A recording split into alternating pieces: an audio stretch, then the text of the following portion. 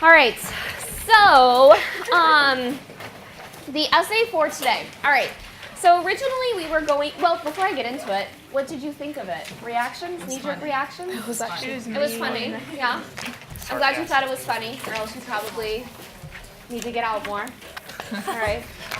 All right, what are your other reactions aside from that it was funny? Any specifics about why it was funny?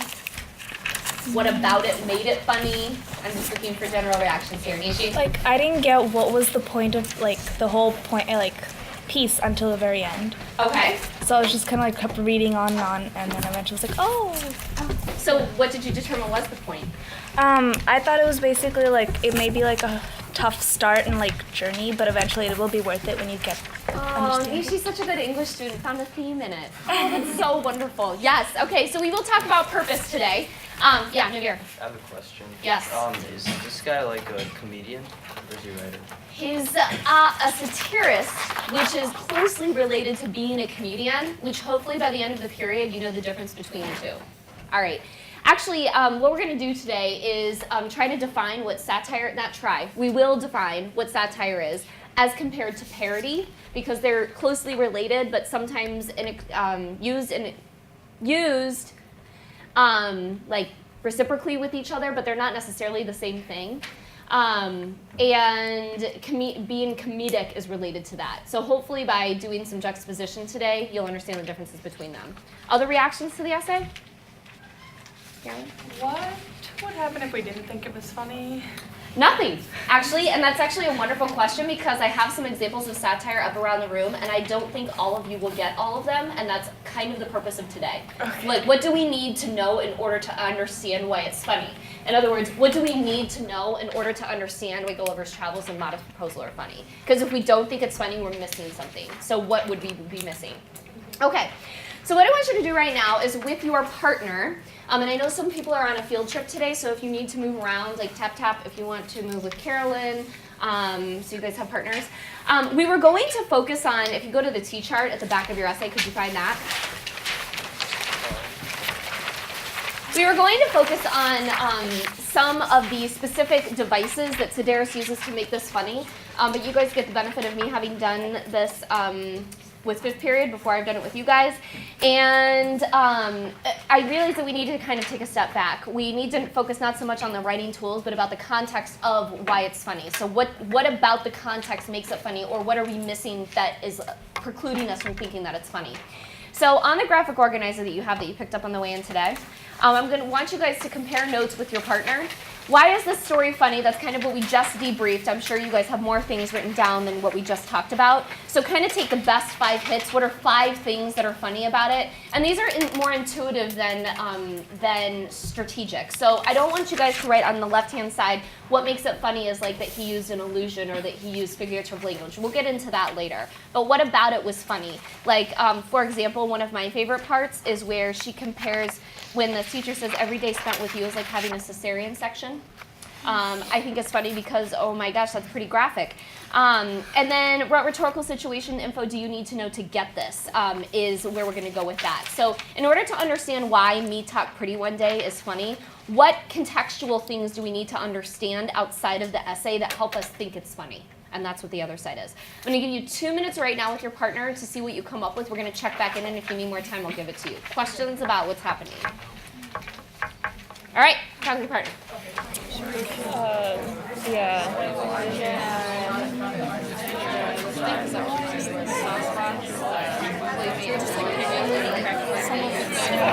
Even or what's so funny about it?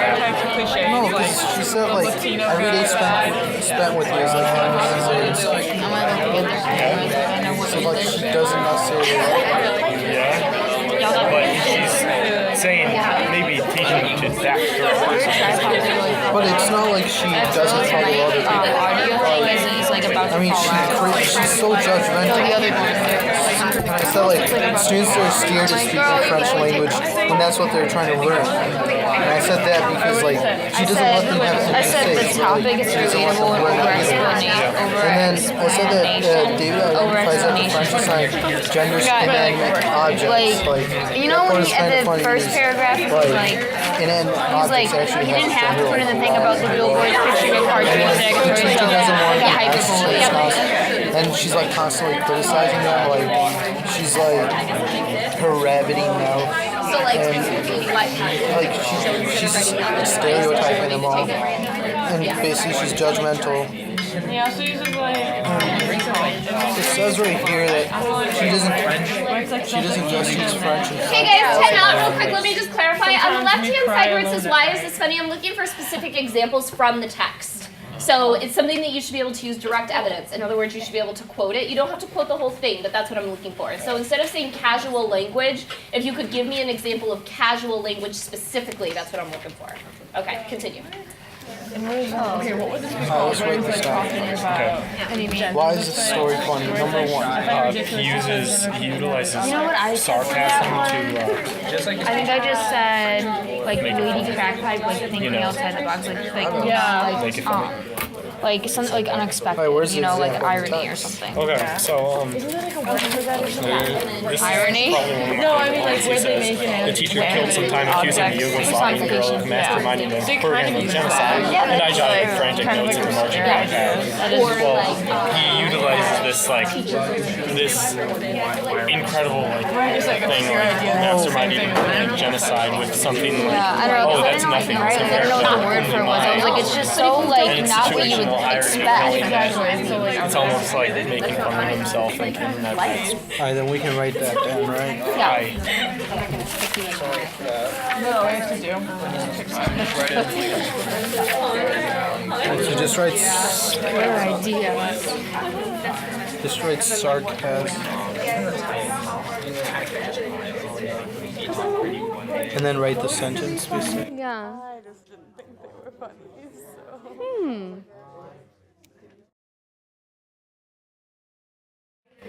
Why not? What do you? I don't know. I just didn't It just didn't really. get you going. Yeah, I don't know. I was like, that was okay.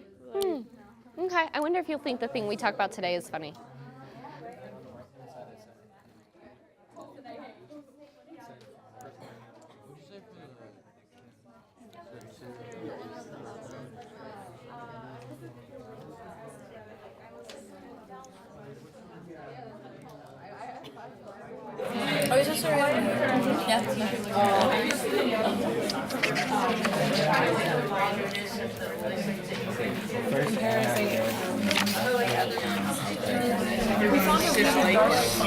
hear the criticism. And it's like, the teacher killed some time accusing the Yugoslavian of the world. So that kind of goes with the translations. I wrote that one was like an awkward translation. What about just like the random? Well, we were talking a whole lot about. Well, never mind. Okay, let's just very quickly stop. I know that was a little bit longer than 2 minutes, but it looks like a lot of you guys needed that time. Really quickly, what are some of the things you're writing down on the left-hand side? What are some specific examples from the text that make it funny? Navir? He said the teacher was accusing the Yugoslavian girl of masterminding a program of genocide. Okay, and then if I take that over to the right-hand side, what do you need to understand contextually to get why that's funny? Like, why am I not taking it seriously? Why do I laugh when I hear that instead of being like, oh, bro? Well, I was gonna say like the history behind like Yugoslavia breaking off with like USSR. Yeah, so if I know some history of politics, that would help. But to be fair, I didn't know that history the first time I read this essay, but I still thought it was funny. There's other contextual clues aside from that. If you're not as, well-versed in world politics, what else makes it funny? We also know that he's spending like a lot of time like frantically like worrying about what's going on, and he just like passes the idea of like genocide aside and just uses, and the irony of the situation is that he's not really saying, he's saying, oh, genocide isn't really important to what I'm actually focusing on right now. So I'm glad that you focused in on the device of irony. I'm sure that's something that a lot of you guys had written down on your homework, and we will get to how irony is a major tool for a satirist. But absolutely, so minimizing something that which should be a bigger deal. Sarah, you and Rudy and I were talking about something that makes this funny, just about the whole context of the essay in general. Why is it funny how the teacher's acting? Oh, sorry. Because it's not. It's fine because of that like culture and the way like education's like thought of in that culture. But from his point of view, which is like from like America, I guess, that it's different and it's not like what he started. Okay, let's back that train up. What culture is he in, by the way? French. Okay, how do we know he's in France? They're learning French. They're in Well, Paris. I took French in the United States. So what in the text lets me know he's in France? Rudy? It says, "I've moved to Paris." I've moved to Paris. Thank you. Okay, so we have setting in the beginning. So, Sarah, you were going to add something onto what Rudy was saying about that. Generally, we don't think teachers are going to act like this. Like, we usually see them as supportive and, like, helpful, but then this teacher is really... At least that's the goal. Yeah. This teacher is really, he was really, like, poking someone in the eye with a pencil and going, like, totally against our stereotype of a teacher. And therefore, there's not a shared something between the teacher and her student. Yes. So he thinks that it's going to be one thing. The teacher's poking them in the eye with a pencil with the, so it's funny because we again have this irony, what's expected versus what happens. All right, so I know some of you guys on the right-hand side only have a few things written down contextually, but I want to give you another example that I think might help you in figuring out what we need to know contextually to get why things are funny. And again, this is all tying back to Gulliver's Travels, where if we don't understand the context of that argument, it's going to be hard for us to understand why it's funny. So we're going to watch a video from The Onion. Could someone very quickly describe what The Onion is? Patrick? It's a very popular satirical online news site. Okay, awesome. What else do we know about The Onion? Nevada?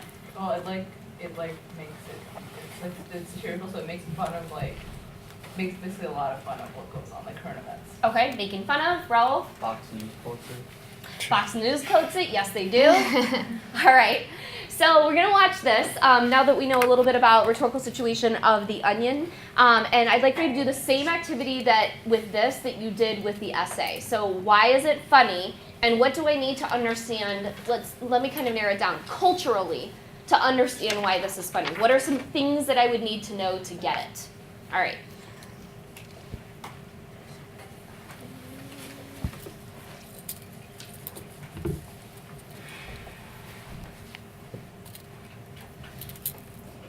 Maybe. President Obama announced he will address the nation tomorrow night to explain his official decision to grant a Thanksgiving Day pardon to cranberry, the official bird chosen for the 2010 National Thanksgiving Turkey presentation. The 2-hour speech entitled "The Obligation of the Just" will lay out President Obama's 35-point argument for keeping the turkey alive, citing historical precedent and over 2,000 statistics about turkeys. The president considered all potential points of view before deciding to spare the turkey's life. This is no rubber stamp turkey pardon. The president did not bend to political pressure when making this decision. He knew that no less than a turkey's life hangs in the balance. The president labored for the last 6 months over whether to spare cranberry, enlisting 55 staffers to investigate its personal background by visiting farms and interviewing those close to the turkey. Joining us now from Washington is Jane Carmichael. Welcome, Jane. Hi, Andrea. Now, Jane, the White House has released the president's notes pertaining to the pardon, including his personal decision-making flowchart. Right? Yes, really, he wanted to be confident he was making the right choice. Understandable. He spent 4 hours one-on-one with cranberry to assess its moral character. Now, the White House says President Obama also reached out to Republicans, but I'm hearing they were unwilling to collaborate. That's exactly right. He invited both parties to a conference at the White House, but the talks broke down around hour 6 when a frustrated Mitch McConnell said, "Oh my God, just do whatever." Tomorrow's schedule, we understand that he has canceled the public ceremony. Yeah, he absolutely has, Andrea. Really? President Obama felt that a festive atmosphere featuring songs and a Thanksgiving pageant performed by the Girl Scouts did not fit the solemn import of the event, in which, quote, "the scales of justice will be once again checked to ensure the rights of all turkeys." All right, Jane, thank you so much for keeping us posted. All right, so talk with your partner. Why was it funny? Just go very surface level. What are some specific examples from the video that made it funny? Go. Yeah, so they're making a mockery or whatever. said, They're Philadelphia. just do whatever. It's also just making fun of Like they're making a bigger how deal. a lot of these like They have like with some government stereotypical talks or attitudes about whatever. everything when Not it's just- clearly. Like they're also talking about how like nowadays it's like I know that politicians are having a problem It's like agreeing he on knows the everything. turkey's life It's is like in the they're just balance. doing Like it's like what he up said, to- just do whatever. And then his like they had to like assess his moral character. Turkeys don't have moral characters, and like they had to interview like other turkeys that were close to this turkey. It's like you can't do that. Wait, we gotta write this down. Interviews turkey. Just do whatever. Not just any turkey, cranberry the turkey. Cranberry the turkey. Every fucking year, I don't think. Hey, what else was there? All right, I heard it kind of quieting down. What are some of the things that were funny from it? My personal favorite was when he has the books around him and he has the book that says T is for turkey. It's like it reminds me of Sesame Street, but like it's a big problem, so it's kind of funny that he has a seemingly simple book. Patrick? I like the just the quote, you know, from the Republican, because again, the Republicans in the debates, they basically never go anywhere. Okay. It mostly consists of people shouting back and forth on one side, and then release a few very serious sounding quotes afterwards. So the quote, you know, oh my God, I don't care, just do whatever. It kind of did a good job parodying how those debates end up coming across. I'm glad that you used the word parody because that's actually the next thing we're going to talk about. And also, Patrick kind of addressed the right-hand side of the column. What rhetorical situation info do you need to know to get this? We need to know about the relationship between Republicans and Democrats. Otherwise, it kind of goes over our head. What else about it was funny? Jack? I just like how it was like such a joking situation with a turkey, and they're treating it like this dead serious news, report, like they were trying to interview those close to the turkey, like an actual news report. I just thought it was kind of funny how, it's a turkey. So what do I need to know about American culture to understand why that's funny? Justin? I think it has a lot more things to do than focus on turkey. Okay, so the job of the president, absolutely. What about the news reporter themselves? What do I need to understand about news in America to get why it's funny? Sam? Are they saying that we report like really stupid and minor things that Like- don't need to be reported, like turkeys? Absolutely. What about, do any of you guys watch Stephen Colbert? Yes. People talk about how, to use Patrick's word, he parodies a very self-important news reporter, how they might be reporting on something that seems like minutia, but they do it in such a way that it's like, I have really something important to tell you. And then they go on to it, and it's like, really? Really? So yeah, we need to know about the president's job, as Justin was talking about. We need to know about the idea of what people report on in America, how they report on it, the tone. What else about this was funny that you guys wrote down? Akil, what did you write down? What's something you wrote down? Well, I wrote down the part that Obama actually interviewed a turkey. A president interviewing just an animal, and there's really nothing going on, but it's like they're reporting that too. Mm-hmm. So if we go back to rhetorical situation, what do I need to know about the context of that specific example to understand why it's funny? I mean, the idea of anyone interviewing an animal is funny, but... Well, they kind of have a picture in it, so all the visual aids that they have in it, like with the whole I don't know if it's called a group of turkeys or whatever. Oh yeah. What is a group of turkeys called? I don't know. No, it's like there's a flock. Is it a flock? There's a flock. Is it a gaggle? I was. There's a gaggle of geese. I mean, that's I thought what it was a called. gaggle. Okay. Oh, okay. The visual aid. Okay. Yeah, absolutely. The visual helps us with tone. So a lot of times satire is easy to get if we have some sort of visual, but when you're reading it and all you have is the words, that's why Gulliver's Travels can sometimes be like, We have, or, what'd you guys read last year that was satirical?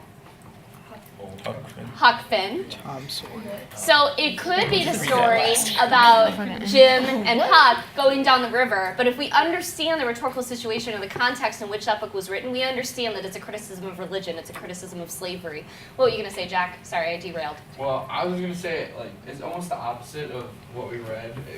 How this is such a little thing and they make like a big deal out of it and make it serious, but in the article like he just casually kind of like talks about genocide, which is like a huge deal, and it's kind of like flipping the two. I think it's like either you play up something small or you play down something huge. And those are two huge tools of a satirist. Hyperbole, making something bigger than it needs to be. Understatement, making something smaller than it should be. Yeah, absolutely. All right, so now what I want to do is give you guys, I'm gonna give you guys some examples of parody, but before I do that, I'd like for you guys to talk with your partner, flip your paper over to the back. And if you could, before we look at parody, so something closely related to, yet different from, and often confused with satire, let's put together a working definition of satire. So we have the example of the essay, we have the example of the video. Based on those two things, if you had to write the dictionary definition of satire, what would it be? Talk with your partner. Criticism of society. Trying to prove a point Not necessarily, about because there's a lot of something, satire, portraying and it that's not criticism in a different way. In a funny way. Yeah. I would say that it just makes like trying to point out. But I would just say it casts a certain Like you see what's actually going on, then you see like the satire of it. Yeah, I mean that's generally a lot of times with satire. Trying to portray like utilizes that people are so dramatic. Oh yeah. Making fun of something. Because it's like it's not fun really like social issues or something. So satire casts. Okay, what's satire? Generally referred to Bring it up.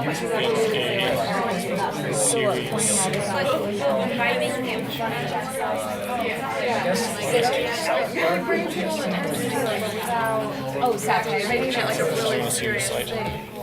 Yeah. I don't like this. Because we're going to tweak it a little bit, so it'll help to have down your initial thought. Okay, let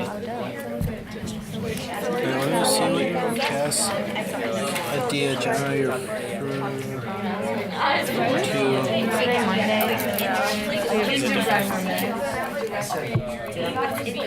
going to watch this video again. An object directly in the soul. That is not going to work. It's so amazing. I mean, just to like study classroom or something. All right, so some people have got some good working definitions down, but I don't want to go over them just yet because I think I've mentioned this before, but how comparing and contrasting is the best way to learn. I think we've talked about that before, right?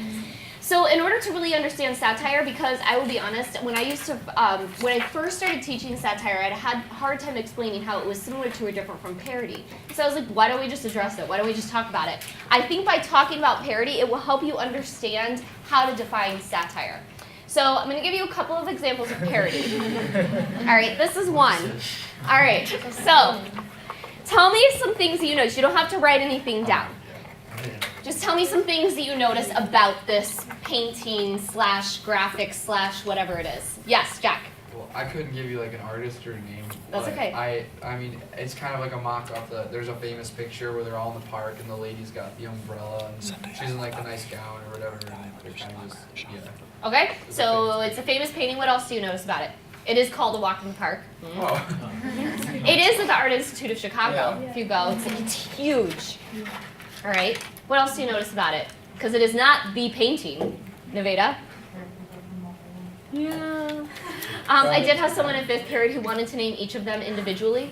And while I don't think we necessarily need to do that, it's the important thing is that we've got this famous painting, A Walk in the Park, and the people in it are substituted with these Nintendo characters. All right, so that's one example of parody. Let me give you another one.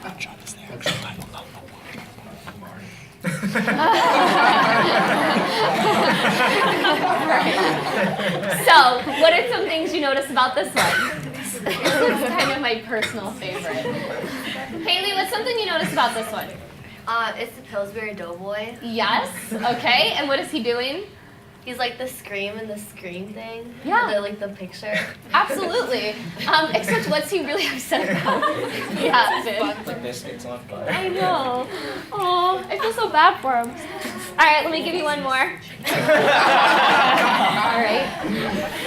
All right, what do you notice about this one? That's actually kind of the big difference between satire and parody. It's true. All right, let me go back to that. All right, this is an example of something that's satirical that is also a parody. All right, so I'm gonna give you a second to like mull that over. If these things are just parodies, and this is a satirical parody, I want you to go back to your definition of satire and now add a definition for parody. Based on those examples, what do you know now about what they are? What is direct interpretation? Okay.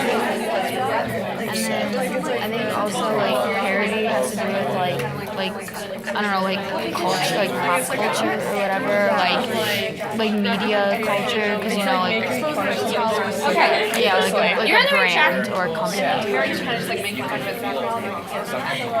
Yeah. Featuring. Yeah, I guess parody's just trying to be funny, whereas Featuring, I guess, satire's like trying to point out like an issue. Oh yeah, that's good. Like parody's just kind of funny. direct interpretation of idea featuring comedic aspects. True or just comedic. That's about right. But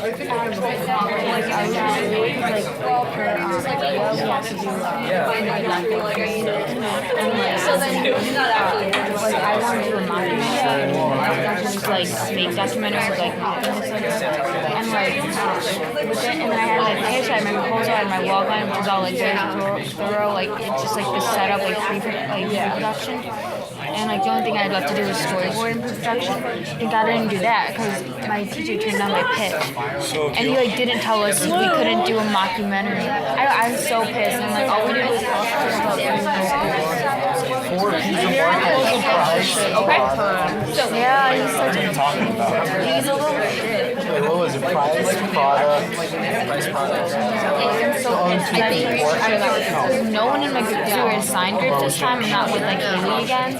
So like I have to like go back and like rewrite my entire documentary and rewrite like I'm just so pissed. all right, tell me what you're thinking. Even if you're not totally sure, tell me where you're at. What's the difference between satire and parody based on those examples? Mika. Well, satire is pointing out an issue in society in a humorous way, Okay. whereas So parody is just trying to be funny. so this one So isn't that pointing. that one is like pointing out an issue, Okay. where the other ones aren't. Okay. Meaning like the scream and the Yeah. and the walk in the park parody. Okay. So if I were to tie this to the rhetorical situation, what is the thing that determines whether or not it's satire or parody? Purpose. Why, Brina? Just because the author like wants you to learn something from it, whereas like with these it's just kind of funny for a moment. It doesn't really make you think. Okay. So if an author wants me to learn something from it, is it learning for learning's sake? Like I have this information and now I have it? Or, leading question, is there something else that you're supposed to do with it? Like if an author is trying to point out a social criticism, to what end? Like why is this happening? Patrick? The intent of satire, it's essentially parody, but trying to change an opinion. Okay. Yes. So the main difference, and this is how the purpose is different, the main difference that to sum up what you guys have said is that satire is to point out a human flaw to bring about change. Parody, on the other hand, while it can be satirical, is reworking something that already exists. So I'm relying on something else. So that's why if I go back earlier to what Patrick was saying about the video, if I go back to that comment, Patrick was saying that The Onion was funny because the commentators are parodying other news anchors. So we have them reworking something that we already know exists. All right. Now, I could ask, and we should probably talk about it at some point, why would I choose a parody? Let's really quickly talk about that. Why would I choose a parody to be satirical? Why does that have more power than me not using something that already exists? What might be a pro or con of that? Tap, give it a shot. Like, I guess it's more relatable. Why? Yeah, you do. Well, like, McDonald's is something that everyone eats. Like, everyone at least once in their life has had, I was about to say diabetes, but McDonald's, so, like, it's something that they kind of know, like, from eating it, from their experience. From Totally. eating it, that it's not exactly good for you. I have a warrant, right? I have a shared warrant with my audience, so I already have something in common with them for them to be able to listen to my message. But satire, on the other hand, if it's not a parody, we can be, depending on what we know about the rhetorical situation, in completely unfamiliar water. All right, so what I want us to do right now with what we've got, yes, we have time. We have a couple of examples around the room, A, B, C, D, E, or F, depending on what seat you're sitting in. I wrote in dry erase marker on your desk what letter I would like for you to do. If you flip your graphic organizer back to the front, my mind works faster than my mouth. All right, I'd like for you to take that last thing, the visual text, and what rhetorical situation info do you need to know to get it. And I'd like for you to go to the picture that corresponds with the letter on your desk and work on that T-chart. Wait. There will be other people there. I would expect that you guys will talk about it because I chose somewhat more difficult images. Some of these are from the New Yorker. Some of them I actually had to look up rhetorical situation information. That should be a song. In order to get it. So if you don't get it, perhaps you should write down what you would need to know in order to understand it. What would I look up? Questions about what's happening? All right, go.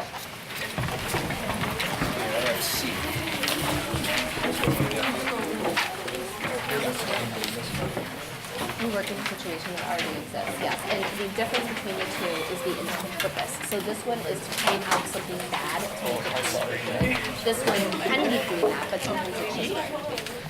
Yep. All the examples you have are satirical. Ooh, that's a good one. That's like the Is it like, is this like recent? Is it yet? Is this just like?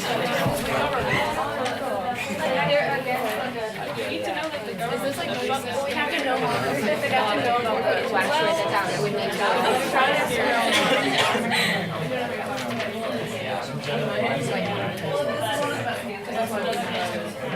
I get it.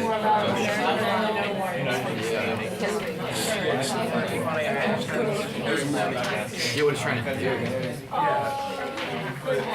I think the still needs to come up with the point of it though. Yeah, it says the question is I think the lady is saying That's really what the point of it is. And I was saying at the point of it is that there's a lot of people in this country. Wait, who's not? You know, how such a complex system is just like a human, you know, that can either be used just like a random guy. serious issues. Well, they're all more super. Like maybe they're like the party, Democratic. Who was it? The Tea Party that closed up? I mean, it was like, It was Republicans. could get it because they didn't want to pay for Was Thomas was it the Tea Party that caused them? I'm not sure. 'Cause I know So what would I need to know in order to understand? yeah, I'm just saying government stuff. Okay. This question? No, It doesn't need to know that their age is not just Wait, what is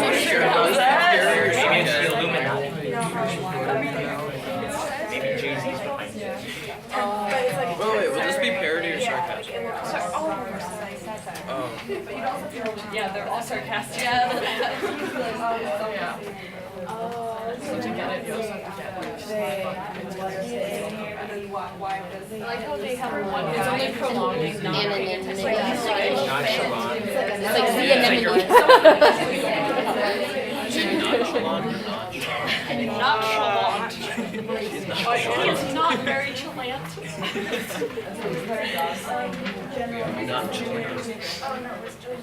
Like, Your average gamer. or portraying, you're like portraying, did you say her outfit? I was like portraying the Americans as like, the Americans as like sloppy and. It's 1 or 2 hours. Not quite. You guys finished? And like, Okay. like Sit they down. see one of the parties coming up. I'm gonna ask everybody else to finish up in the next 30 seconds, even if you're not totally finished. Wrap up what you've got, and then head back to your seats.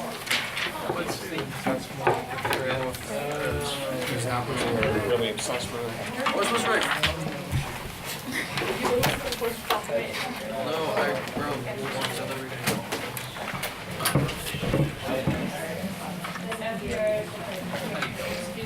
10 more minutes. On the internet, no one knows using it.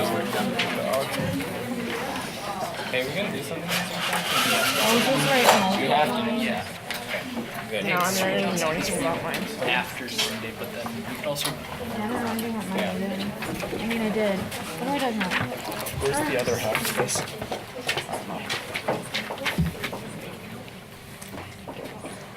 Okay, really quickly, could you, the reason I want you to do this right now is because someone just asked me, as you guys were going around talking about the pictures, someone asked me, now wait, well, what exactly was the difference between satire and parody? And so I just want to make sure that we're clear before we move on. So could you go back and revisit those definitions with your partner? What is the thing that determines if it's satire or it's parody? Take 30 seconds, go. This is trying to bring about change. Oh, Yeah. just to be funny. It's not just that, it's what did you see? My jacket, mine either don't match. I got two others. I didn't. I don't. Scandalous. Oh, I think I summed up what someone else had said, and we're going to do that again really quickly. So, based on the examples, remember what you think. And if you're wrong, you're going to find out in about a minute.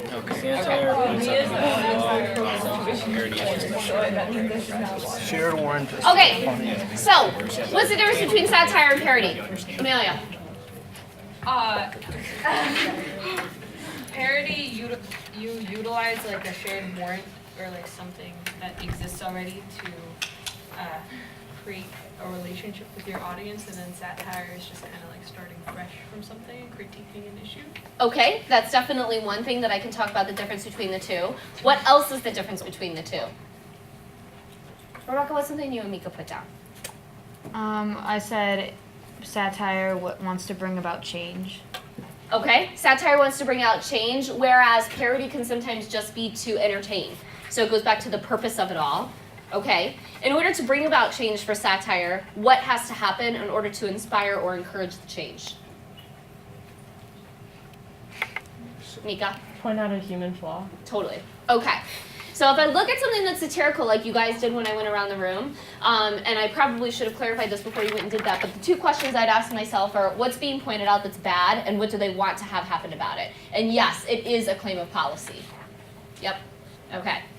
All right, so with that in mind now, I want to go over a couple of the examples, but ultimately in the next 5 minutes, we need to generate a list of things that you guys need to know in order to read Modest Proposal. Oh, will you bring your Norton Readers tomorrow? Do you need to write that down? Norton Readers? The textbook that you forgot about, the green one for this class? Okay. Yeah. I think it's in my locker. If you didn't have it, because some people, because we ran out, because they no longer publish that textbook, that's how old it is. You will be getting one that is new, but may or may not have all of the articles that we're reading in it. Okay, so you'll get that tomorrow. Okay, so if you have your Norton Reader, bring that. We're going to read a Modest Proposal. I would be shocked if it's not in this one. Okay, so we're going to read that, but in order to read that, in order to read Gulliver's Travels on Friday, we need to figure out things we need to know. Very briefly, though, what are things that you needed to know for these cartoons? I want you to talk with your pod. You guys all went to different ones. If you went to A, raise your hand. If you went to A. If you went to B, raise your hand. Okay, so there are some pods that not all 6 people went to because we have a couple people absent. So let's do this. I want you guys to compare notes and generate a list of 5 topics that you would need to know in order to understand anything that Jonathan Swift writes. So compare notes of things that you needed to know from these pictures, and then create a list of things you need to know about Swift. Really quickly, what are some things that you didn't know that you knew you would need to look up from these pictures? Tappan. Like the government structure? Government structure, so 2-party system. What else? You said something else though. Tea Party, like the causes of the government shutdown. Causes, effects, okay. About politics. What else would you need to know from these pictures that you maybe didn't know? Just general local culture. Culture, and culture is a pretty big word. I could narrow it down to politics. What are some other things about culture that I would need to know? Kayla? You said time period. You had like look up what time so you knew what was changing. Totally, like the one about the government shutdown with the, if you had C, with like the big shutdown, like, here, I'll show you. It says, and that, ladies and gentlemen, is the switch that turns the government on and off. If you didn't know that we had the government shutdown, this really wouldn't make sense to you. So I need to know when it was published in order to really understand it. Okay, those are some things that I'm looking for. Generate a list of 5 things for Swift, 5 things with your pad, go. Okay, I guess just like a general critique on the government. You were looking at John. The camera's like watching. So bad. Oh god. I accidentally hit this and started blinking. Alright, background information about what? Okay. You can write this on the back of your graphic organizer where your definitions are. So, general 5 critique things. of government, or yeah. Of the time and General what? Critique of government. Yeah, like I think you have to kind of know like policies and what's like kind of like in motion Yeah, like right current now policies. in the government because So current events? Or Yeah. current events? Current policies or whatever. What do you? yeah, like the current like state of the union, you know, Yeah, like current events. how because like ours was unemployment and how it was so high, so just like And another thing, like internet, like We need to know what time period it is. That I thought, because ours didn't make any sense unless you know that it happened recently. You know. so time period and oh yeah, like historical context. Yeah. How can I narrow it down? And then for ours, you need to know like the difference between like internet and anonymity, like how privacy works on the internet, and like Internet for us, privacy? it's like a dog uses a computer, and it's like oh you're the one Yeah. before. Okay. So how can we like so like I guess just like what? what's a dog in here? I think it's just But the dog thing is like a gap It's in just generation. pointing like how anonymous that people on the internet are. I think. Well, no, because it shows like how people think they're anonymous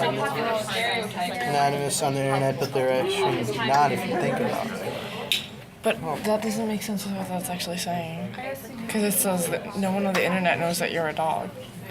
it's saying like I think it's saying like how easy it is, like anyone can do it and anyone can be on the internet, like with anonymous and stuff, and it's easy to do.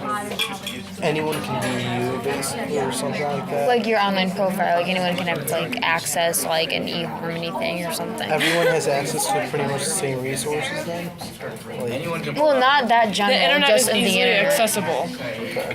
Yeah. Sure, that's perfect. Cool, right? Because you see the dog like operating it. All right, guys, let me qualify this a little bit Dang it. because Patrick brought up a really good point that in order to make this not situation specific, I have to make it more general, and that's kind of what this group is frustrated with, which is totally right. So what are things you need to know specifically about Swift? Let me give you a new rhetorical situation, okay? Narrow it down to Jonathan Swift, and I'm not going to say Modest Proposal or Gulliver's Travels because we're going to read about both of them, but what are things you need to know about Jonathan Swift and his rhetorical situation? Okay, now. Probably his political views. Have to do with Yeah, Swift is the illustrator.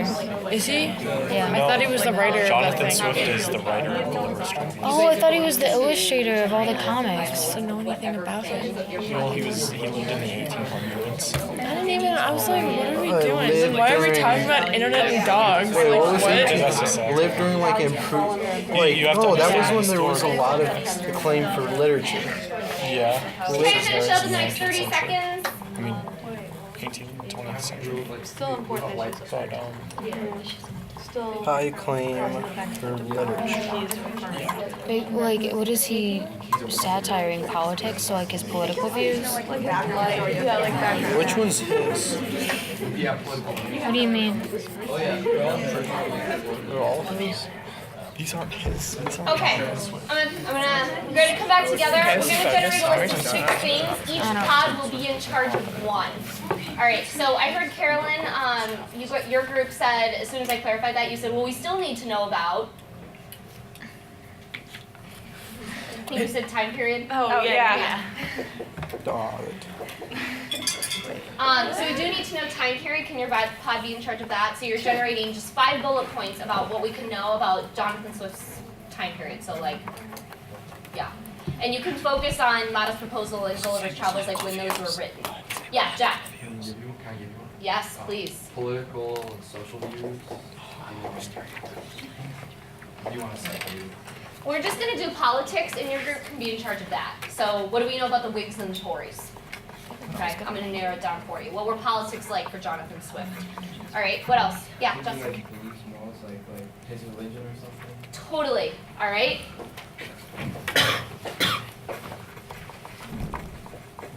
Will your group be in charge of that? Your group? Okay, beliefs, morals of Emil? Just kidding. No. He said it. Well, I was Okay. just gonna say like background, like culture, like life experiences and stuff. Okay, you guys be in charge of background, culture, life experiences. So aside from religion, would you guys be in charge of audience? Audience? And then we don't have one for you? No. You guys are also gonna do audience. Okay. We'll start with that tomorrow. Yay! Background information, life experience.